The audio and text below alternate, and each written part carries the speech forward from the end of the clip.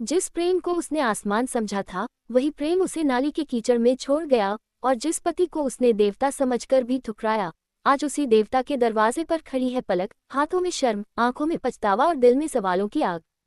पलक की कहानी किसी एक दिन में नहीं टूटी थी, वह धीरे धीरे दरकती रही थी, जैसे पुराने शीशे पर पड़ी महीन सी दरार, जो समय के साथ पूरे शीशे को चूर चूर कर देती है।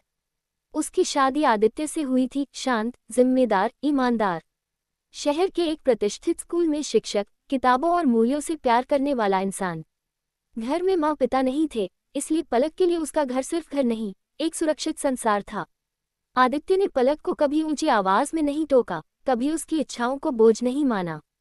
वह उसकी पसंद की चाय बनाता, उसके काम की तारीफ करता, और हर शाम घर लौटकर पूछता आज का दिन कैसा रहा। लेकिन पलक के भीतर कहीं एक बेचैनी थी। वह आदित्य की अच्छाई को समझती थी, पर उसे रफ्तार चाहिए थी, जैसी फिल्मों में दिखती है। उसे रोमांच चाहिए था, भीड़ की तालियों जैसी उत्तेजना। और वहीं से उसकी जिंदगी में आया राघव। राघव एक निजी कंपनी में काम करता था, बोलने में तेज, कपटों में चमक, और आंखों में आत्मविश्वास का नशा। पलक उससे एक कॉन्फ्रेंस में मिली थी। उसने तारीफ की, सपने दिखाए, और सबसे बढ़कर उसने आदित्य की शांत दुनिया के ठीक उलट पलक को खास महसूस कराया। तुम इस घर में घुट रही हो, राघव ने एक दिन कहा। तुम उड़ने के लिए बनी हो। ये वाक्य पलक के भीतर किसी बम की तरह फटा। उसे लगा जैसे किसी ने उसकी अनकही बात कह दी हो। उसने आदित्य की अच्छाई को धीरे धीरे उबाऊ कहना शुरू कर दिया। घर लौटकर उसकी बातें उसे साधारण लगने लगीं। आदित्य बदलाव महसूस करता था, पर वह समझता था कि शायद पलक थकी है, या उसे समय चाहिए। वह और ज्यादा स्नेह देने लगा, लेकिन पलक दूर होती चली गई। धीरे धीरे संदेश, कॉल, चोरी छिपे मुलाकातें, सब कुछ बढ़ता गया। राघव ने वादे किए, बड़े घर, विदेश की यात्राएं, चमकदार जिंदगी। पलक ने अपनी शादी को एक गलती मान लिया। एक रात उसने आदित्य से साफ कह दिया, मैं खुश नहीं हूँ, मुझे अलग होना है। आदित्य की दुनिया वहीं ठहर गई।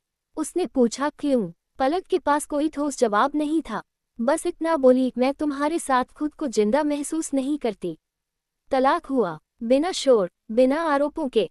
आदित्य ने उसे रोका नहीं, उसने बस इतना कहा, अगर तुम्हें खुशी कहीं और मिलती है तो जाओ। पलक को लगा उसने जीत हासिल कर ली। वह राघव के साथ रहने लगी। शुरुआती दिन सपनों जैसे थे, होटल, पार्टी, नए कपड़े। लेकिन जल्द ही असलियत सामने आने लगी। राघव का गुस्सा, उसका शक, उसका शराब में डूबना, पैसों को लेकर तकरार, वादों का टूटना। पलक समझने लगी कि राघव का आकर्षण सिर्फ बाहर का था, अंदर से वह खोखला और स्वार्थी था। एक रात एक छोटी सी बहस ने बड़ा रूप ले लिया। राघव ने पलक पर आरोप लगाए, अपशब्द कहे। पलक रोई, गिड़गिड़ाई, पर राघव के लिए वह अब बोझ थी। और वही रात जिसने सब बदल दिया, राघव ने उसे घर से बाहर धक्का दिया। बारिश हो रही थी, अंधेरी सड़क, फिसलन। पलक गिरी सीधी गंदी नाली के पास।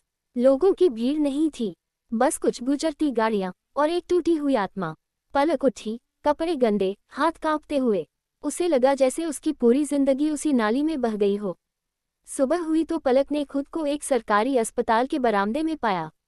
किसी अजनबी ने उसे देखा था और वहां छोड़ गया था। शरीर से ज्यादा उसका मन टूटा हुआ था। आईने में उसने खुद को देखा, आंखों के नीचे काले घेरे, चेहरे पर डर। उसे आदित्य की याद आई, वही आदित्य जिसे उसने ठुकराया था। वह कई दिन सोचती रही, किस मुंह से जाऊं।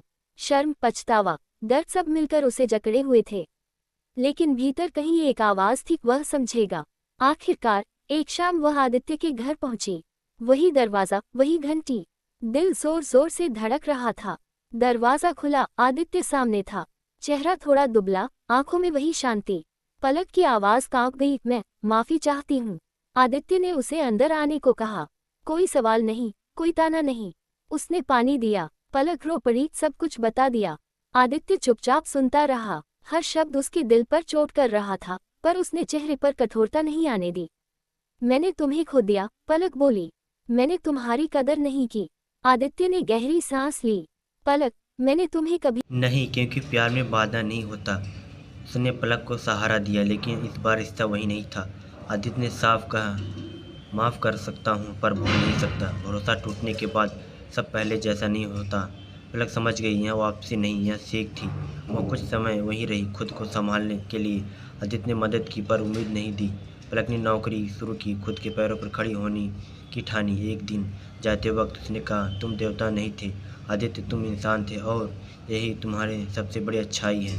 थी आदित्य मुस्कुराया। पलक चली गई। इस बार ना किसी सपने के पीछे, ना किसी झूठे वादों के साथ। उसने सीखा कि चमक हमेशा सोना नहीं होती और शांति अक्सर सबसे बड़ी दौलत होती। जिस नाली में पलक को फेंका गया था वहीं उसने अपनी गलती को धोया और जिस देवता को उसने ठुकराया था उसी की इंसानियत ने उसे दोबारा